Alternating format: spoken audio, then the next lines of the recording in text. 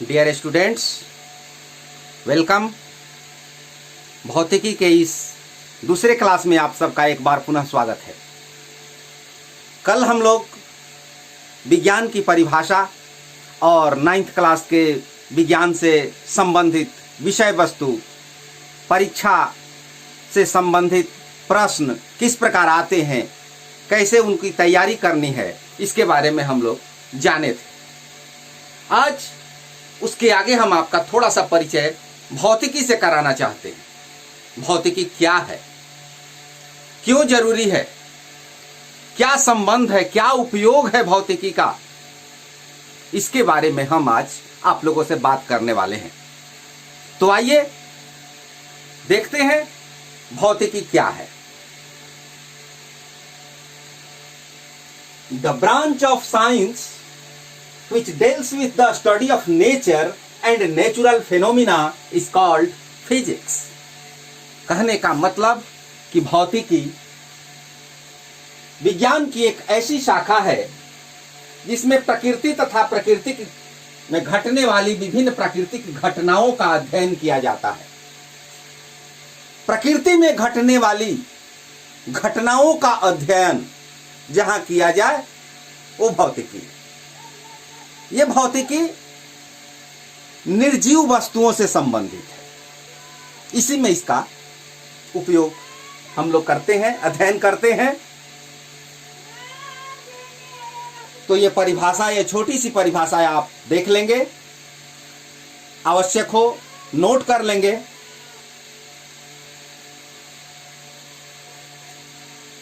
अब इसके बाद हम देखें कि भौतिकी का संबंध कहां पर होता है, कहां कहां फिजिक्स का रिलेशन है, क्यों आवश्यक है।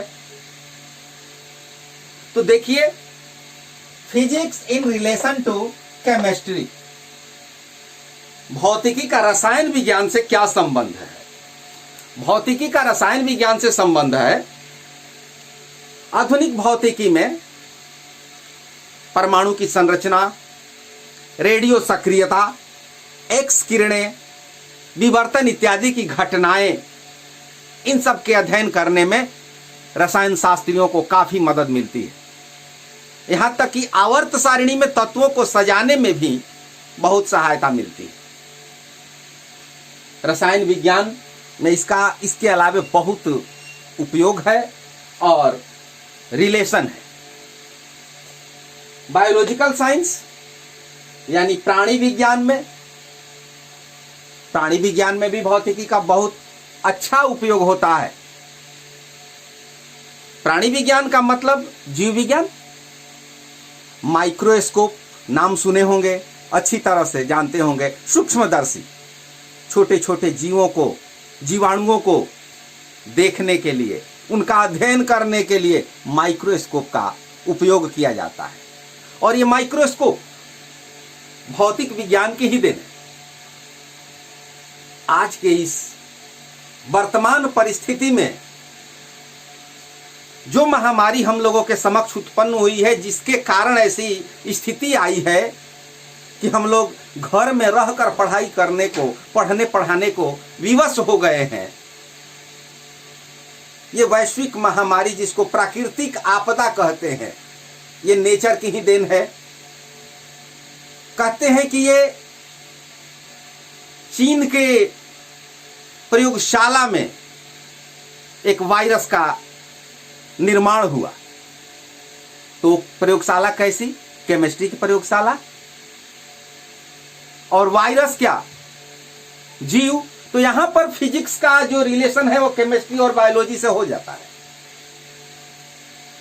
इसके बाद हम इसका रिलेशन एस्ट्रोनॉमी, खगोल शास्त्र की तरफ रुख करते हैं। तो वहां पर क्या जरूरत है? खगोल का मतलब, ख का मतलब होता है आकाश, और खगोल पूरा जो ब्रह्मांड है उसका अध्ययन करने के लिए हमें दूरबीन की आवश्यकता होती है। और दूरबीन का निर्माण फिजिक्स की ही देन है। तो एक तरह से फिजिक्स का एस्ट्रोनॉमी में बहुत बड़ा योगदान है, यानी फिजिक्स बेस है एस्ट्रोनॉमी का। उसके आगे बढ़ते हैं तो mathematics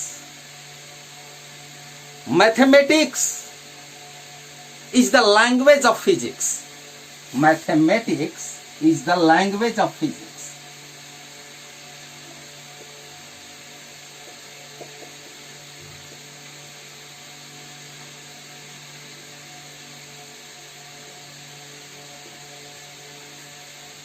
Mathematics is the language of physics का मतलब कि जो भौतिकी है उसकी भाषा ही गणित है। इसलिए भौतिकी और गणित इन दोनों को अभिन्न मित्र माना जाता है और mathematics is the queen of science, गणित को विज्ञान की जननी भी कहा जाता है। उसके बाद इसका रिलेशन सोसाइटी में देखें, हम समाज में क्या उपयोग है। हम और आप जिस माध्यम से एक दूसरे से जुड़ रहे हैं ये फिजिक्स की देन है। मोबाइल में नाना प्रकार के उपयोग, माइक, इलेक्ट्रिसिटी, बहुत से ऐसे चीज हैं जो हम और आपको एक दूसरे से जोड़ रहे हैं। रेडियो, टेलीविजन, अनेक प्रकार की जो सुख सुविधा की चीजें हैं हमारे और आपके समक्ष, ये सब भौतिकी की ही देन है। तो इस प्रकार हम देखते हैं कि फिजिक्स का जो क्षेत्र है बहुत बड़ा क्षेत्र है, व्यापक क्षेत्र है, एक भरा पूरा संसार है भौतिकी का। और बिना भौतिकी के कहा जाए तो संसार में रहना, आगे बढ़ना, कुछ नया करना कठिन ही नहीं असंभव है। ये हुई थोड़ा सा संबंध के बारे में बातें। अब आते हैं थोड़ा अपनी विषय वस्तु पर, जिसकी चर्चा क्लास मटेरियल के रूप में करनी है हमें आगे। क्या पढ़ना है, कैसे पढ़ना है, इसको थोड़ा सा समझना है। परिभाषा जान गए, रिलेशन समझ गए, आवश्यकता समझ रहे हैं। आपकी भी आवश्यकता है, मेरी भी आवश्यकता है, सबकी आवश्यकता है। टेलीफोन, माइक्रोफोन, कंप्यूटर, ये सब भौतिकी की ही देन है। तो भौतिकी में सबसे पहले हम प्रारंभ करते हैं भौतिक राशि। भौतिक राशि, फिजिकल क्वांटिटी, ये क्या है? ऐसी राशि जिसे मापा जा सके,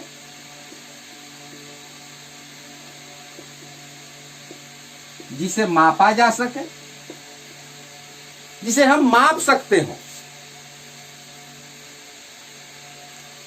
कैसे मापेंगे?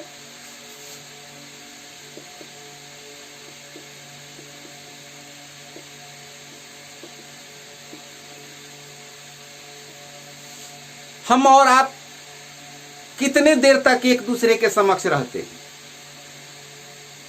कैसे मापेंगे? घड़ी देखते हैं, मिनट और सेकंड देखते हैं, घंटा देखते हैं। तो इससे पता चलता है कि इतने समय तक हम आपके समक्ष हैं। कितने देर तक आप पढ़ाई कर रहे हैं हमारे साथ रह करके, उसकी माप हम मिनट, घंटा, मिनट, सेकंड में करते हैं। तो ये क्या है? समय की माप है। समय को मापते हैं घंटा, मिनट, सेकंड में। आप घर से विद्यालय जाते हैं, विद्यालय से घर आते हैं, कुछ दूरी तय करते, चाहे वो पैदल दूरी तय करे या किसी वाहन से तय करे, तो उसमें क्या मापते हैं? मीटर मापते हैं, किलोमीटर मापते हैं, गज मापते हैं, या कुछ और भी तरीके हो सकते हैं मापने के, यानी वहां पर डिस्टेंस, दूरी मापते हैं। तो दूरी भौतिक राशि है। दूरी क्या है? तो लंबाई है। लंबाई है। बाजार जाते हैं, बाजार जाने के बाद सामान लेते हैं, खरीदते हैं, क्रय विक्रय दोनों करते हैं, उसमें क्या मापते हैं? द्रव्यमान मापते हैं।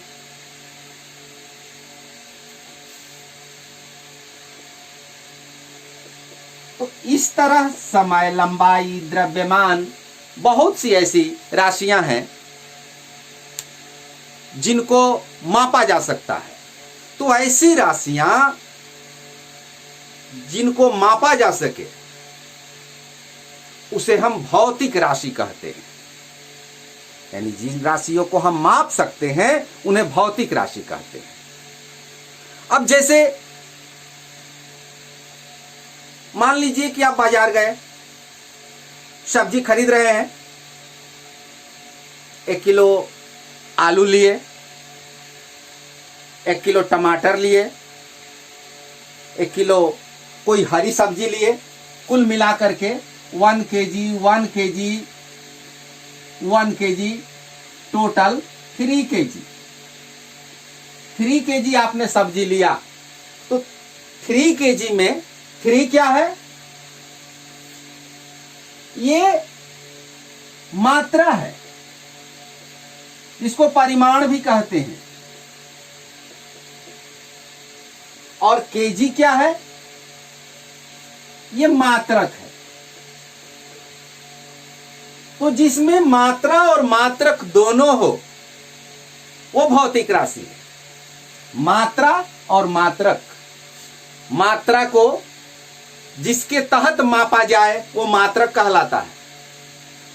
मात्रा को परिमाण भी कहते हैं, यानी जिसमें परिमाण और मात्रक दोनों होते हैं उन राशि को भौतिक राशि कहा जाता है। क्लियर?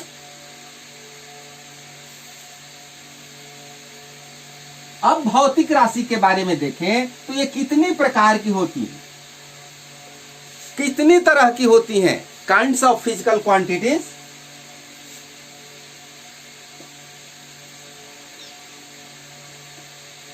मूल राशि,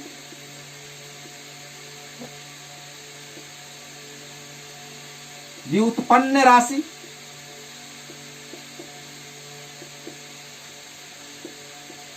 और सहायक राशि।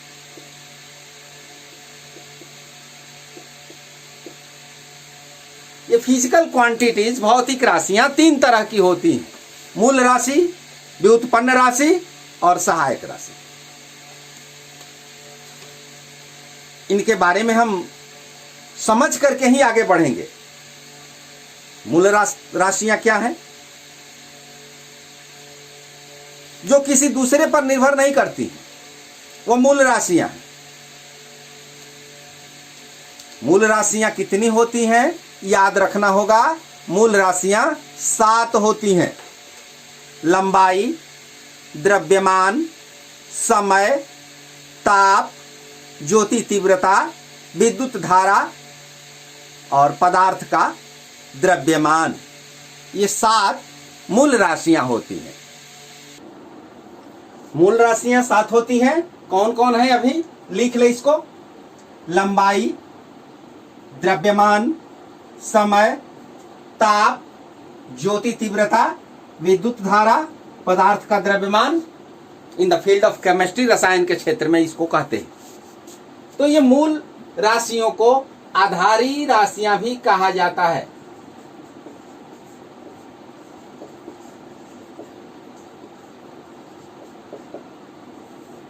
मूल का मतलब जड़, प्रारंभ, और आधार का मतलब नींव, धरातल, जिस पर कि पूरा संसार टिका हुआ है, इसी आधार पर।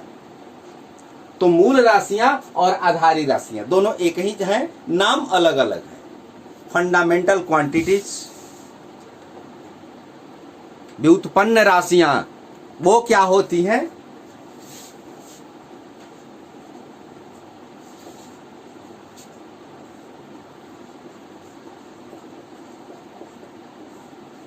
व्युत्पन्न, व्युत्पन्न, ये हुआ व्युत्पन्न। थोड़ा इसका यदि हम संधि विच्छेद करें व्युत्पन्न का, तो वी प्लस उत्पन्न। मूल राशियों से ही ये उत्पन्न होती हैं, इनकी उत्पत्ति मूल राशियों से होती है, इसलिए इन्हें व्युत्पन्न राशियां कहा जाता है। यानी ऐसी राशियां जो मूल राशियों से उत्पन्न हुई हों। कैसे? आप 8वें क्लास में चाल के बारे में पढ़ के आए हैं। चाल क्या होता है? चाल बराबर दूरी बटा समय, पढ़े हैं। तो मूल राशि में दूरी और समय, ये दोनों मूल राशियां हैं, और इन दोनों की सहायता से एक नई राशि प्राप्त हुई है, चाल है। तो ये चाल व्युत्पन्न राशि है। यानी मूल राशियों की सहायता से जो नई राशि उत्पन्न हो जाए वो व्युत्पन्न राशि कहलाती है। समझ गए? बहुत सी व्युत्पन्न राशियों के बारे में आप पढ़ेंगे इस क्लास में। आगे भी यदि फिजिक्स में इंटरेस्ट रखते हैं, विज्ञान के क्षेत्र में आगे बढ़ना चाहते हैं, तो बेस को, आधार को मजबूत कीजिए। इसके बाद एक अन्य राशि है सहायक राशि।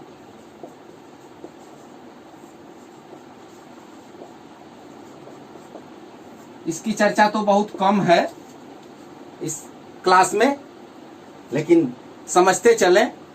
ऐसी राशियां जो मूल राशि की सहायता करती, ऐसी राशियां जो मूल राशि की सहायता करती हैं, सहायक राशियां कहलाती हैं। ठीक? अब इनको कैसे मापते? मापने के लिए एक पैमाना होना चाहिए। समय को कैसे मापेंगे, लंबाई को कैसे मापेंगे, द्रव्यमान को कैसे मापेंगे, टेम्परेचर को कैसे मापेंगे, इसके लिए एक पैमाना होना चाहिए। बिना पैमाना के किसी भी चीज को माप नहीं सकते हैं। आप दूध लेने जाते हैं, कैसे मापते हैं? लीटर में माप के देता है, पैकेट देता है 500 ml, 1 लीटर, 250 ml, तो एक पैमाना है। दूरी, बहुत कम दूरी है तो उसको सेंटीमीटर में माप लेते हैं, मीटर में माप लेते हैं। अधिक दूरी हुई तो किलोमीटर में माप लेते हैं। तो ये एक पैमाना है। यानी मात्रा को मापने के लिए मात्रक की आवश्यकता होती है। कौन कौन मात्रक हैं? पहले ही हम मूल राशियों के मात्रक को जाने। मूल राशियों के मात्रक को मूल मात्रक कहा जाता है या आधारी मात्रक कहा जाता है। तो लंबाई को किस चीज में मापते हैं? मीटर।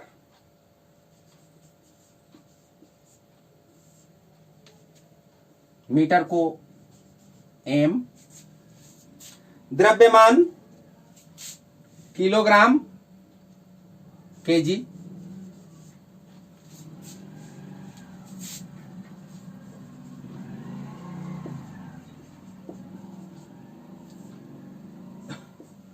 समय, समय को सेकंड में माना गया है। घंटा मिनट में भी मापते हैं, लेकिन सेकंड।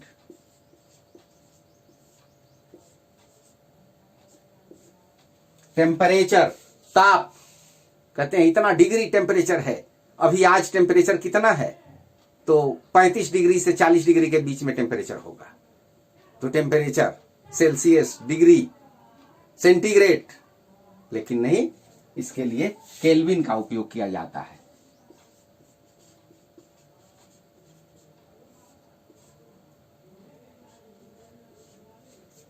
ज्योति तीव्रता, कैंडेला।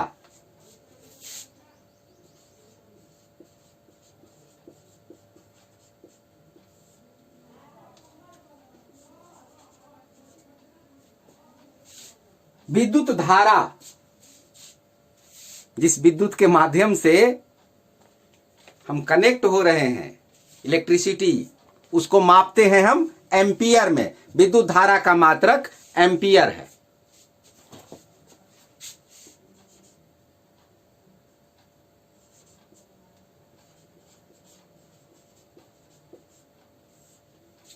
और पदार्थ का द्रव्यमान, जिसकी आवश्यकता 9th क्लास में तो बहुत कम है, मोल के रूप में इसे मापा जाता है। मोल, इसको बड़े अक्षर एम से सूचित किया जाता है।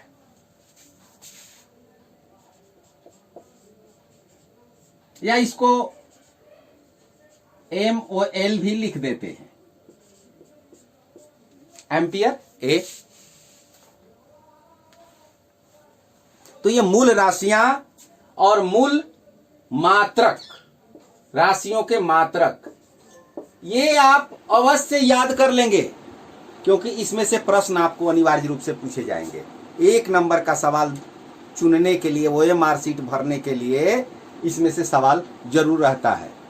याद रखना एकदम अति आवश्यक है। मूल राशियों के मात्रक को मूल मात्रक कहा जाता है।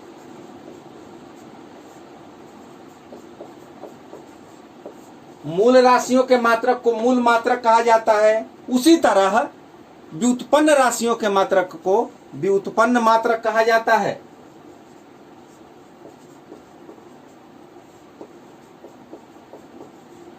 और सहायक राशियों के मात्रक को सहायक मात्रक कहा जाता है।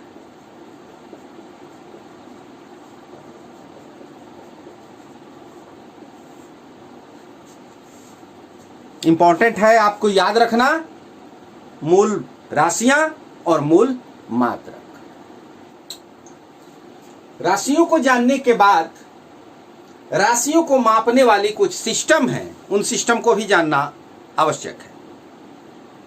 किस सिस्टम में किस राशि को कैसे मापा जाता है, आइए इसको देखें। तो ये कितने सिस्टम हैं, इसको पहले जान लें। FPS, FPS foot pound second.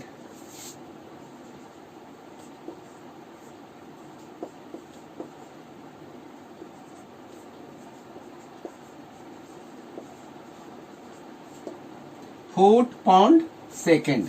अब सोचिए, फुट में क्या मापते हैं? फुट में क्या मापते हैं?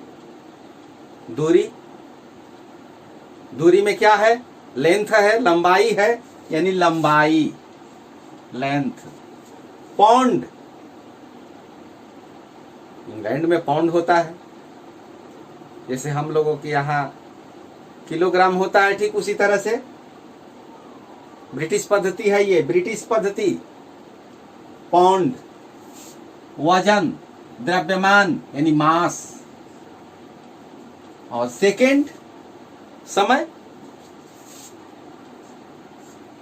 लेंथ, मास, टाइम, LMT।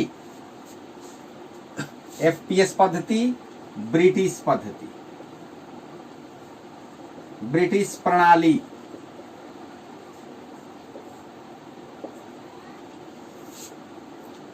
तो इसको फुट पाउंड सेकेंड। दूसरी CGS,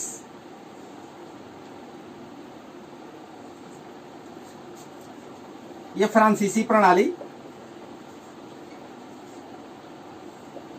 CGS system, C centimetre,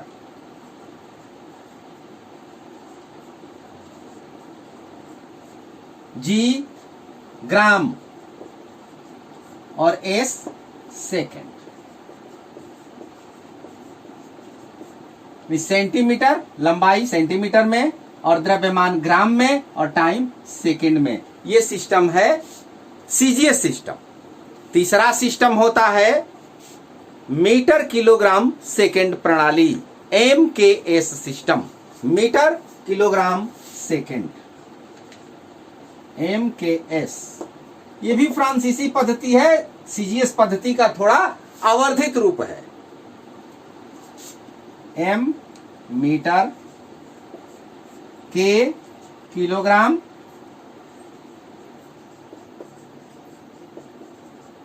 और एस से सेकेंड।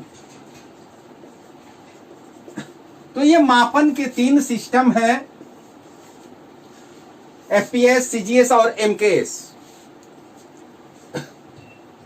अभी आधुनिक समय में एमकेएस सिस्टम ही प्रचलित है और इसे ही थोड़ा सा आवर्धित रूप दे करके एसआई यूनिट कहा जाता है। SI unit international system unit, अंतर्राष्ट्रीय मापन प्रणाली। आप कहीं भी आगे से कहीं भी आप फिजिकल क्वांटिटी को जब मापेंगे तो वहां पर आप मात्रक जब तक अन्यथा न कहा जाए तब एसआई यूनिट की ही चर्चा होगी। इसलिए एसआई यूनिट को ही याद रखना होगा आपको, जिसे इंटरनेशनल सिस्टम ऑफ यूनिट कहा जाता है। इसे अंतर्राष्ट्रीय प्रणाली कहते हैं और आजकल सही मापन एसआई प्रणाली पर ही निर्भर है। इसके अनुसार जितने भी राशियां हैं उनके मात्रक दिए गए हैं, बनाए गए हैं, आपको याद रखने होंगे। अभी तक आपने क्या सीखा? बेसिक जानकारी में राशियों को जाना। कितनी तरह की राशियां? 3 तरह की, मूल राशि, व्युत्पन्न राशि और सहायक राशि। राशियों के मात्रक को जाना और मापन सिस्टम को, मेजरमेंट सिस्टम, मापन प्रणाली को जाना। ठीक है, धीरे धीरे ही सही एक ऊंचे लक्ष्य की ओर हमें बढ़ना है। गति थोड़ी धीमी हो लेकिन सही मंजिल तक हम पहुंच जाएं, वही सार्थक प्रयास होता है। तो मेरा प्रयास आपको ऊंचाई की बुलंदियों तक ले जाना है। इसलिए धीरे धीरे ही सही, एक कदम ही सही, लेकिन सही रास्ते पर हम चलने का प्रयास करेंगे और इसके लिए हमें आपका सहयोग चाहिए। यदि अभी तक आपने इस चैनल को सब्सक्राइब नहीं किया है तो अवश्य कर लें, बेल आइकन दबा दें जिससे कि आगे आने वाले क्लास का नोटिफिकेशन आपको तुरंत मिल जाए। यदि अच्छा लगे, पसंद आए तो लाइक करना ना भूलें, क्योंकि आपका एक लाइक हमें 100 कदम आगे की ओर बढ़ाने का प्रयास करेगा। ऑल द बेस्ट, नेक्स्ट अगले क्लास में। Thank you.